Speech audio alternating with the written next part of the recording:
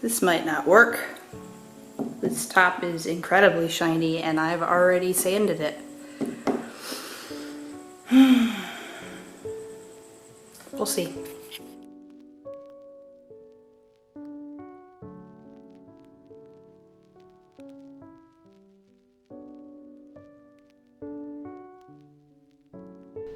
Welcome to the video.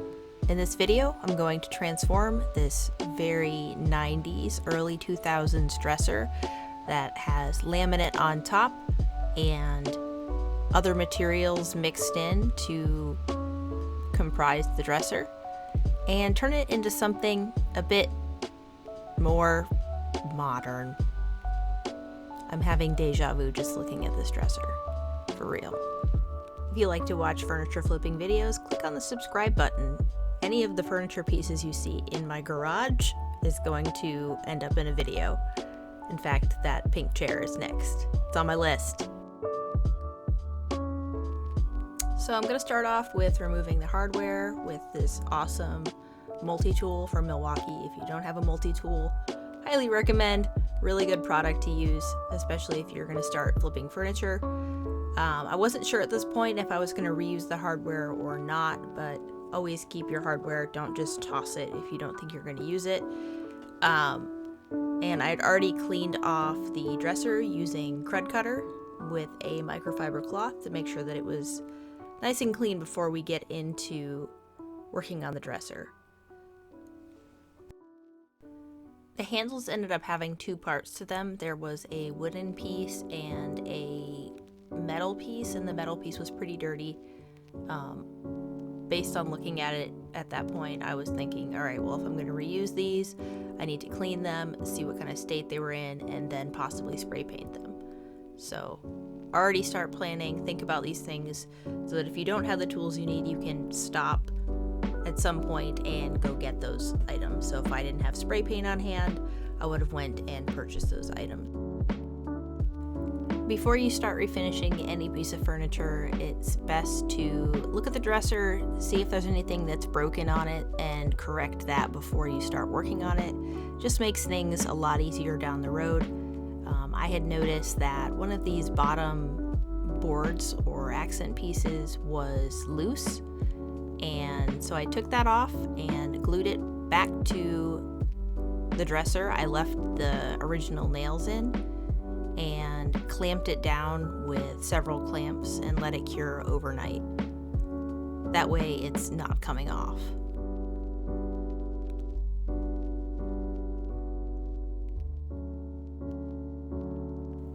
There was some general damage on the dresser just from use. It had belonged to a teenager before, and there was some red pen marks on it and just some general damage that as soon as you paint it, it's going to show up. So I used the Varathane 2-part wood filler and just went over the drawers and the dresser body itself and filled in some of the damage that I had found. If you were going to stain this piece, you should get a stainable wood filler for these small markings that you see on it.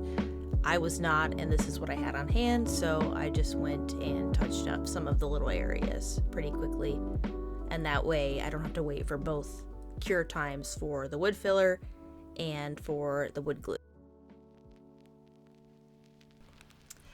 After I waited the 24 hours, I came back and scuff sanded the dresser and smoothed out some of the wood filler that I'd used on the drawers and the body of the dresser.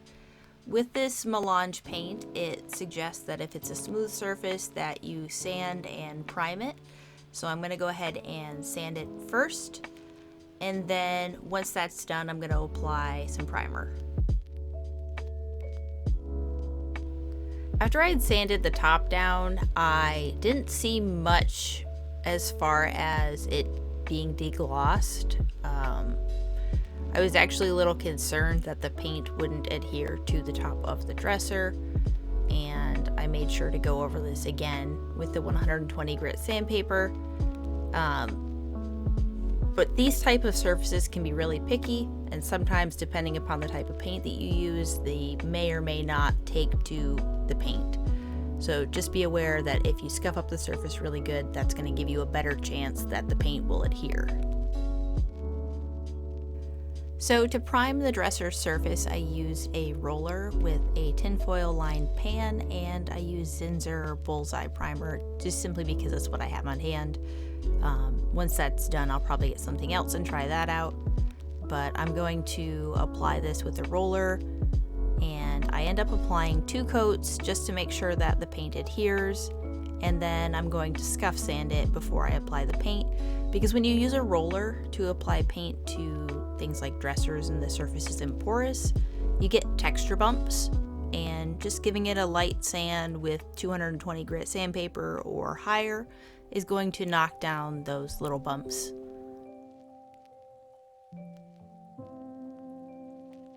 I had ended up buying multiple different colors for melange paint. I saw a furniture flipping teacher, tried them out, so you know that advertising stuff actually does work, and my curiosity got the best of me.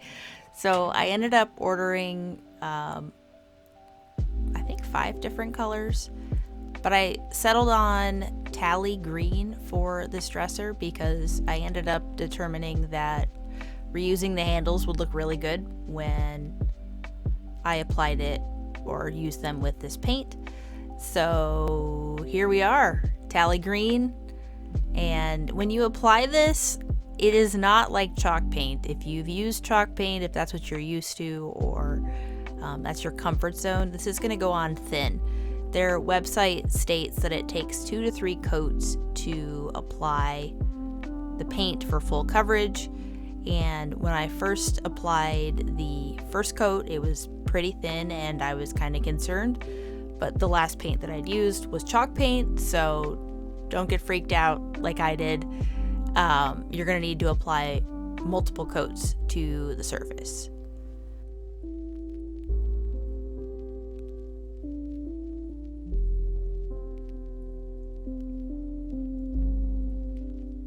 After I'd went through and applied 2 coats, I was almost out of paint, and this is the first time this has ever happened to me. I normally use Behr paint simply because it's what I'm used to, and I just recently tried out Dixie Belle paint, and this didn't happen, so I was a little concerned. I did not apply it with water. It was not watered down, but I did water it down for my half coat, my 2.5 coat that I applied to the dresser, so that I could just fill in some of the streakiness. Just keep that in mind when you're ordering melange paint, that if you're doing a full dresser, that you may want to order up in size. I sealed the dresser in Varathane satin finish, and I put 3 coats on the top and 1 coat on the body. It was very dry out when I was applying this, so it dried pretty quickly. Just be aware of temperature when you're applying wood finish if you've never applied it before. If it's hot outside, see if you can take the project that you're working on maybe inside where it's not so hot and doesn't dry out so quickly. That'll help you avoid any streak marks on the finish. But you can also go back and sand those out, which is what I ended up doing on the top, and sanding them with anything 220 or higher is going to help smooth the surface out. Also keep in mind that it's self-leveling, so as long as it's given a long enough time to cure, that the finish is going to level out over time. The last 2 parts of this furniture refinish that I needed to work on were the red marks or red pen marks that were left on the handles. Because I wanted to reuse the handles, I needed to sand those out so that they didn't show up in the end result. So I sanded them out and applied a couple coats of wipe-on polyurethane. They were a little bit lighter than the original color, but it's not super noticeable, and it kind of adds to the character of the dresser.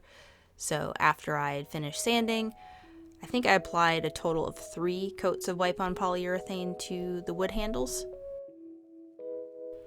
I also applied some Rustoleum Gold Spray Paint to the metal brackets after I had cleaned them off using some steel wool, and that made them look a lot nicer on the dresser. And here's the final result.